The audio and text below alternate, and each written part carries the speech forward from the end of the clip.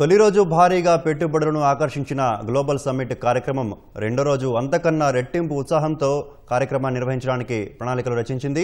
ఇదే అంశానికి సంబంధించి మరింత సమాచారం మా ప్రతినిధి రమేష్ ప్రత్యక్ష ప్రసారం ద్వారా అందిస్తారు.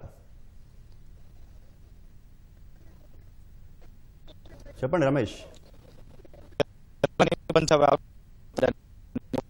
కొనసాగుతుంది. దీంట్లో ఇప్పటికే అనేక మందికి సంబంధించిన కూడా డెలిగేట్స్ ప్రపంచ వ్యాప్తంగా వివిధ దేశాలకు సంబంధించిన డెలిగేట్స్ కూడా హాజరు కావడం జరిగింది. ఈ రోజు వివిధ రంగాలకు సంబంధించి కూడా ఈ రోజు సబ్మిట్ లో ఏర్పాటు చేసిన వివిధ వెన్యూలు ఏవైతే ఉన్నాయో ఆ వెన్యూల్లో పాల్గొని వారికి అనుభవజ్ఞులకు సంబంధించి తర్వాత దీంట్లో నైపుణ్యాలు దానిపైన కూడా ప్రధానంగా చర్చించే అవకాశం ఉంది. 2047 నాటికి దాదాపు 3,000 లక్షల కోట్లకు సంబంధించి కూడా పెట్టుబడుల లక్ష్యంగా ఈ సబ్మిట్ కూడా రాష్ట్ర ప్రభుత్వం నిర్వహించడం జరిగింది. నిన్న తొలి రోజుగా దాదాపు భారీగా పెట్టుబడులకు సంబంధించి కూడా వివిధ కంపెనీలు ఒప్పందాలు కుదుర్చుకోవడం జరిగింది. రెండో రోజు వివిధ వివిధ దేశాలతో పాటు దేశంలోని ప్రముఖ వ్యాపారస్తులకు సంబంధించి కూడా ఈ రోజు ముఖ్యంగా దీంట్లో సదస్సులో పాల్గొని అనేక విషయాలపైన కూడా చర్చించే అవకాశం ఉంది. దాదాపు ఈ రోజు ముఖ్యమంత్రి రేవంత్ రెడ్డి 20 సమావేశాల్లో కూడా పాల్గొంటున్నారని చెప్పి కూడా ఇప్పటివరకు అయితే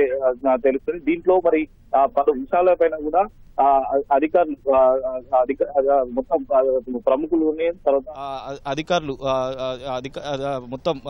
ప్రముఖులు తర్వాత సీఎం కూడా పలు అంశాలపైన కూడా ఈరోజు అయితే చర్చించే అవకాశం ఉంది. దాంట్లో మొదటిగా విద్య, తర్వాత పవర్, టూరిజం, లైఫ్ సైన్స్, తర్వాత ఫుడ్ ప్రాసెసింగ్, ఆటోమొబైల్, ఎలక్ట్రానిక్స్తో పాటు తర్వాత ఏఐతో పాటు వివిధ రంగాల పరిశ్రమ ప్రతినిధులతో కూడా చర్చలు అయితే జరిపే అవకాశం ఉంది. పలు సంస్థలపై ఒప్పందాలు కూడా ఇప్పటికే ఒప్పందాలు కొన్ని కుదిరినప్పటికీ మరికొన్ని ఒప్పందాలు కూడా కుదిరించుకునే అవకాశాలు కనపడుతున్నాయి. ఈ రెండో రోజుల్లో దాదాపు తెలంగాణ రాష్ట్ర ప్రభుత్వం ఖ్యాతిని తెలంగాణ ఖ్యాతిని ప్రపంచ దేశాలకు పరిచయం చేస్తూ తర్వాత ఇక్కడికి వచ్చే పరిశ్రమల్లో వారికి ఇచ్చే ఇక్కడ పరిశ్రమలు పెట్టడానికి వాళ్ళకి ఇచ్చే ఏవైతే ఉన్నాయో అవన్నీ కూడా వివరిస్తూ కూడా అధికారులు కానీ తర్వాత ప్రభుత్వం కూడా పూర్తి స్థాయిలో పారిశ్రామికవేత్తలకు వివరించే అవకాశం ఉంది.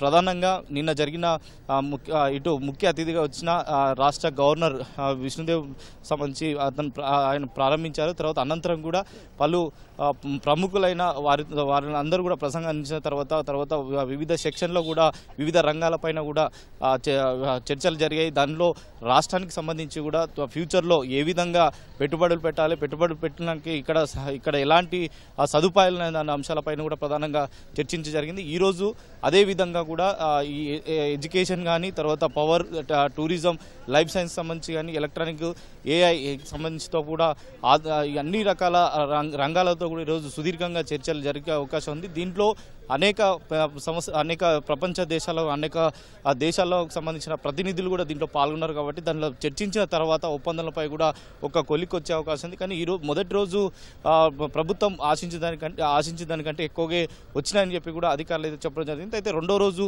మరి ఎలాంటి ఒప్పందాలు కుదిరించే అవకాశం ఉంది. తర్వాత రెండో రోజుల్లో ముఖ్యమంత్రి రేవంత్ రెడ్డి స్వయంగా 20 సమావేశాల్లో కూడా అతను పాల్గొని వీటిపైన కూడా పలు అంశాలపైన కూడా చర్చించే అవకాశం ఉంది. రాష్ట్రానికి రావాల్సిన పెట్టుబడులు కానీ 2047 నాటికి మొత్తం 3 లక్షల కోట్ల ఎకనామిక్ ట్రిలియన్గా ఏవైతే పెట్టుబడులకు సంబంధించి కూడా వాటిని లక్ష్యంగా చేసుకొని ఈ సదస్సు నిర్వహిస్తుంది. కాబట్టి రాష్ట్ర ప్రభుత్వం దీనికి సంబంధించి కూడా ఈరోజు పూర్తి స్థాయిలో చర్చించే అవకాశం ఉంది. ఈరోజు ముగింపు కూడా ఈరోజు సాయంత్రం 7 గంటలకు కూడా ఈ సమ్మిట్కి సంబంధించి కూడా ముగింపు వేడుకలు ఘనంగా సాగుతున్నాయి. దాంట్లోనే భాగంగానే ఇటు డ్రోన్ల షో కూడా ప్రత్యేకంగా ఈ సమ్మిట్లో ప్రత్యేకంగా ఆకర్షించే అవకాశం ఉంది. ఇప్పటికే నిన్న జరిగిన కీరవాణి సంగీతం కానీ తర్వాత కీరవాణికి సంబంధించిన పాటలు దాదాపు 90 నిమిషాల పాట కూడా అతను నిన్న సంగీతం జరిగింది. ఈరోజు ముగింపు వేడుకలో డ్రోను ప్రత్యేకంగా ఆకర్షించే విధంగా కూడా ఉంటుంది. దీంతో పాటు నిన్న పోలీస్ శాఖ నుంచి ఎలాంటి ఇబ్బంది లేకుండా కూడా భద్రత ఏర్పాట్లు చేయడం జరిగింది. ఈ రోజు కూడా ట్రాఫిక్ కానీ తర్వాత ఇతరతర విషయాలపైన కూడా పోలీస్ శాఖ